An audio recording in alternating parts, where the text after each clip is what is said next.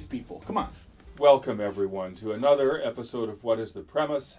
I'm Paul Bieber, the pastor of All Saints Lutheran Church in San Diego, and a guest here in the pastoral study of my friend and colleague Bohdan.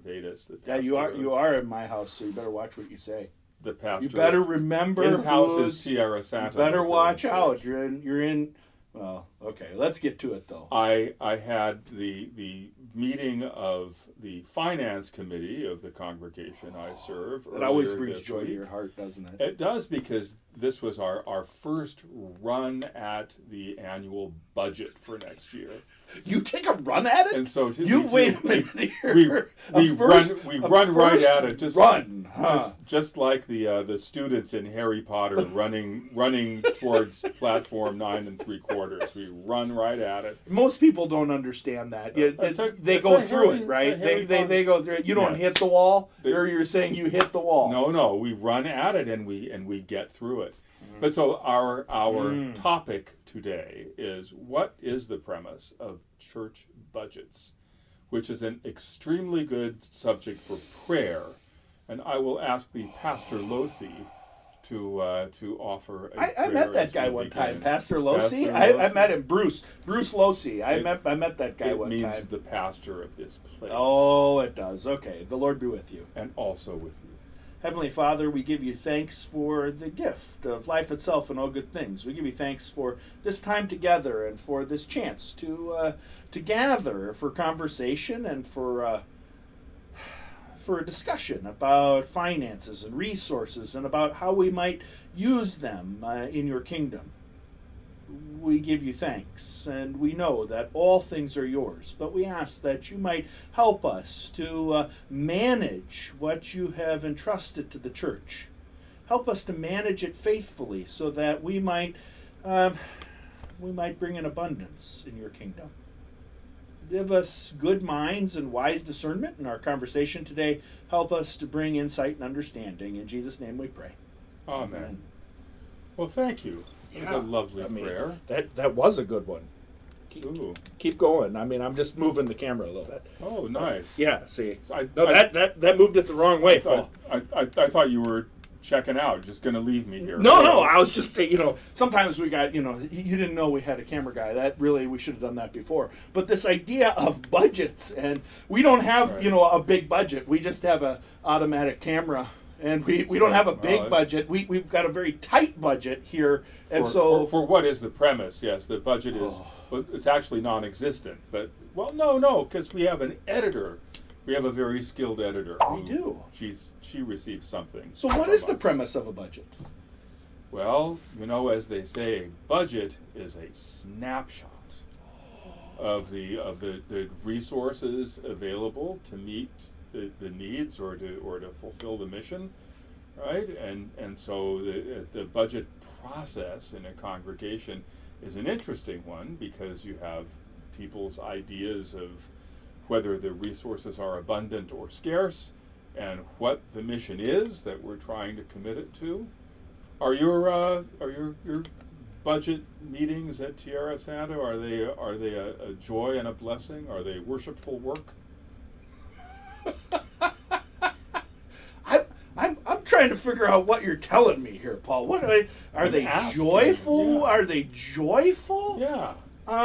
Usually we argue about two things: who's going to pay for it, and whose money is going to get used. And that's really the same thing. Yeah. Really? Okay. Then we argue about one thing: who's going to pick up the check, Paul? I mean, who's going to pick up the check? Where is this money going to come from? And that gets to be a matter of priorities. It gets to be a matter of, is this something we can agree to? And often it comes into a conflict when, we have competing values, competing missions. Right. And if we're not all on the same page, it's not joyful. In fact, the longest church council I ever went to was 5.5 hours. And we were arguing over money, of course. The church budget. Yep. $10,000, because we were trying to come up with, we actually are moving away from this idea of a budget. Really? We're calling it a spending plan. Ah. A spending plan, because, what is a budget? Well, now I know that a lot of organizations that are on a fiscal year, Yeah. like for instance, our synod operates on the basis of a budget, which is basically made so far, in the future, that by the time the actual time when this budget is implemented comes to be, they actually are using a spending plan, because the budget itself is, again, as I say, the budget is a snapshot, and the snapshot is out of date by the time they're using it. Since we're on a calendar year, and we basically send this budget to our congregation meeting at the beginning of the year, and then it gets approved, and then that's our plan for that year. We're pretty close to being, in time with our budget. But so you've moved away from a budget. For you, what's the difference between a budget and a spending plan? Yeah, I don't know. You kind of lost me there in some of that, Paul. Basically we're just calling it something different because a lot of people want to talk about a balanced budget. And they think it's the same as, a balanced checkbook. But that's really not what it means. I mean, we have this yearly plan for what income is going to be. Right. But as every pastor knows, what is that plan based on, Paul? The free and cheerful giving of the members of the congregation. It is based on an absolute guess. Well, because one guy once told me, because you can't know what people are going to give. Correct. Even when you've asked them to pledge. What? Even when you've asked them to pledge, you don't always know. And so one guy told me, well, it's not just a total guess, it's an educated guess, is what he wanted to say. Well, but in the end, our best guess. Well, best guess, educated guess, it's the still keyword a is guess. still guess. and we do have expectations. Right. We expect things to happen, but like this last year with giving, and the pandemic, when we didn't have in-person worship regularly, how did that affect things? There are cyclical things that happen in people's giving. Even the church attendance is typically lower in the summer, and typically Christmas is a high Sunday, but maybe some years it's not. I'm shocked at how back in the Midwest when I served in Fargo, Christmas the attendance would boom. Here it goes up, but it's not to overflowing at every time we open the doors. And even the idea of budget, and we're now talking about, are there other revenue streams other than just basic giving? And so, when the church Put gets up a used, cell tower. I wish. The neighboring church they have 4 cell towers in theirs. And they make a lot of money. Yeah, they make the synagogue next to us has them hundreds of thousands of dollars over the life of that. And so for me, the idea of what is a budget? Every family has income and has expenses. Right. And so for me, why I like that term spending plan is we do have, and do we call it income? I don't know if I want to call people's offering income, but from a business standpoint, that is. And so if we, try to just secularize it, what is the revenue that's coming in and what is the revenue that's going out? Right. But when our revenue isn't because we're selling something or providing a service, it's based on people's gifts, like you said. They're free, will and charity and commitment and challenge, and that's what I've had to learn. There's a lot of different words we can throw in there to try to, and I don't want to say manipulate people, because there are groups that try to manipulate people and use these keywords to try to get your money away. You've probably been to one of those events that's an unload your checkbook event. Well, I mean, I think we all have been at some of them. But it always it leaves a very sour taste in my mouth when I have the feeling that someone, usually in my experience, it's someone who I'm seeing on television, is basically trying to kind of push people's emotional buttons to get them to to give money to some religious cause. Absolutely, and we've used different, capital campaign companies and other people, and one of our key education points has always been there's a difference between fundraising right, and church right, giving. right. We are not fundraising as a part of the church. This is the work of our community, and we expect, members who are a part of this to participate. And that can get to be difficult at times. And, often then when we talk about this budget and try, like you said, to take a run at it, to build it, and try to come up with, what seems reasonable. But then I've even worked with pastors who have said, well, this is a visionary budget. You know what that means? It's not balanced. That's Well, what once again, Paul, that it's means. Spending. You only balance the checkbook once you've spent it. So you can't really balance a spending plan because you haven't realized money until it either comes in or doesn't. And so you can only balance the budget as you go through that process. That's true. When you're passing it, when you're talking about it, when you're coming up with your plan, Right. that's different than the actual implementation of that. And that's where, for me, to try and do that with, a congregation, a church family, how do you walk through that in a healthy way? I think the biggest thing to have a spending plan or a budget is we're going to be intentional. Right. We're going to be intentional, and we're going to say money means ministry or mission. Mm-hmm. And it means priorities. Right. And so when I think of how we build our budget, it's really a value statement or a priority statement. How much money did we spend on toilet paper? That might be a priority in some places. How much money did we spend on children's ministry? Right. Or how much money did we spend on? Well, you name it, anything, right? There we go. You think of all the line items, in your budget, many of which are very prosaic. Supplies for the washrooms. I mean, that's one thing. You don't want to run out, right?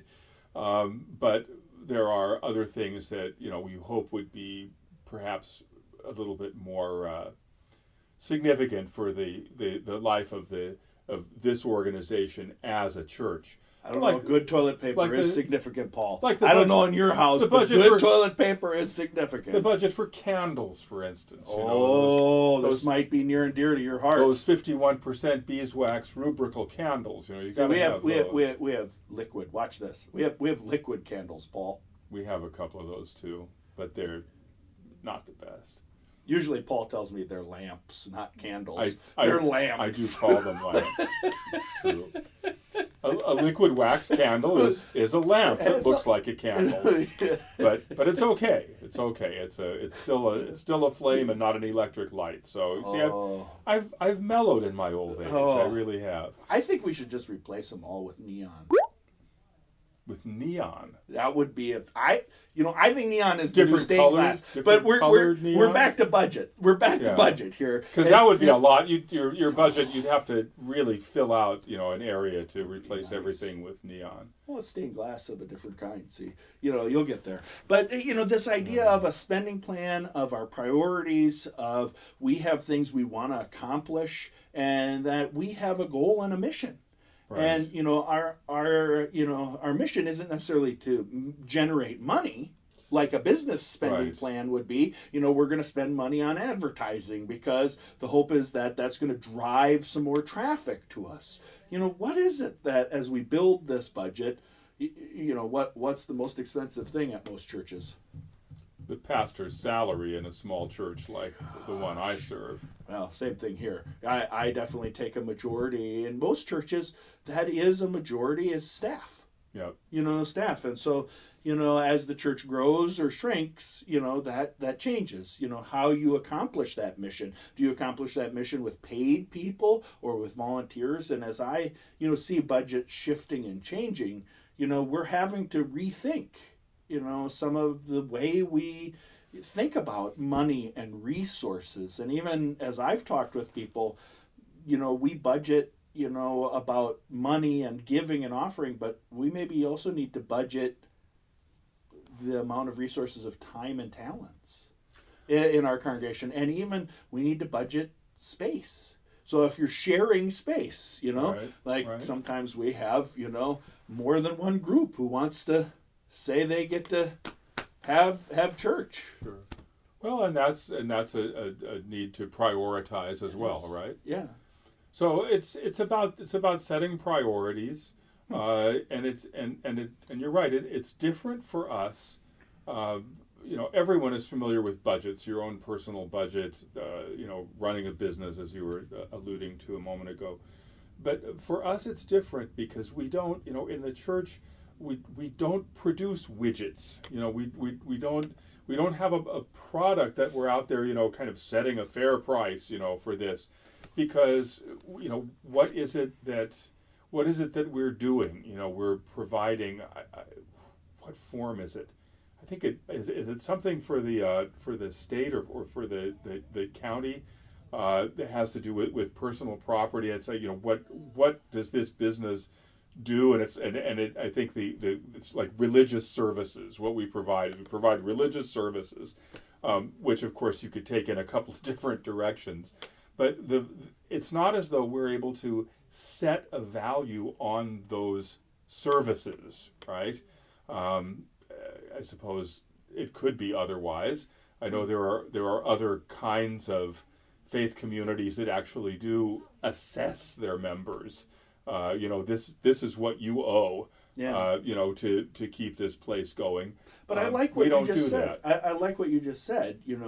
Are we able to quantify or measure the value to the community? And what I'm hearing more and more from church leaders, we even had one guest bishop who came to an education event who said there's a national group that helps churches do that now. I can't remember the name of it, but to say what value is your church family for the community? How does the community use your building or your space? Do you have outside user groups? Do you have Boy Scouts? Do you have a polling place? Do you have a preschool? Do you have, all of these things that are services, which I found, fascinating that, the bishop was trying to encourage us to tell our community how valuable we are and that they would miss us if we were gone. You'll miss us when we're gone. You'll miss us when we're gone. Well, that was really his idea, was that the neighbors, even if they're never going to come, right, should know that you are a valuable part of your community, which I found interesting, but it was trying to quantify, like you're saying, the value of all these things. And I think that's the hard part when we talk about budgets, because we talk about, well, how much value is this? Right. And sometimes we have things in our budget that we think, well, can't we get away with a cheaper way, a different way? Do we really have to, kind of like, Paul's not going to like this, but communion wine. Do you have a line item in your budget for communion wine?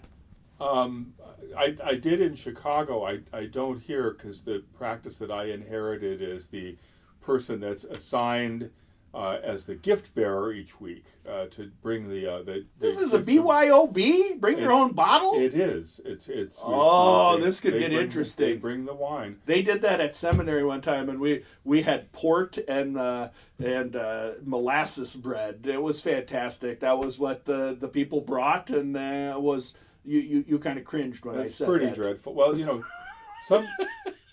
some Episcopal churches that use fortified wine, like sherry. That's pretty strong stuff. So you don't see we don't have the lowest bottle on the shelf, but we're next to the lowest bottle on the shelf. We get really inexpensive. We ask the people whose turn it is each week to bring a bottle which would be suitable for communion wine, and we sort of leave it up to them at that. Well, what is suitable? What do they typically bring? I'm curious. Is it some with a cork or do you have to have a corkscrew at your sacristy? We have got a corkscrew. I am impressed. Wow. When I first came there, I was told by one of the members of the Altar Guild that I would be at first surprised by the variable nature of the wine which was provided. Well, that's one creative way of getting something out of the budget, though. Well, but some people bring a very nice wine. Other people bring $2 chuck, which is more than $2 now. I hear. At least that's what I've heard. Yeah, it's not $2 anymore. But are there other things that you've seen creatively dealt with in the church budget? Are there things that you could remove, from the regular giving and spending plan? One of the things we do here is flowers. And so we have people donate the Right. flowers. We've had people donate the newsletter that's going to go out. Yes, we used to do that and as well. so there are Yeah. ways where, as I think about, creative financing and how are we going to build a budget? How are we going to, creatively work together as a church? We started asking for tickets for certain fellowship events now, too. So if we have a caterer, we may say you got to pay $10 or $15 to attend this event, which seems a little counter for some people who say it really should be free if it's church. But we don't have money in our budget to do it, so how do you do it? Often if we have a children's, youth gathering or a retreat, we ask the parents to pay, or we do special fundraising. For me, I find that interesting. That's the one place that youth fundraising. Yeah. We've never had to have a bake sale for the adults.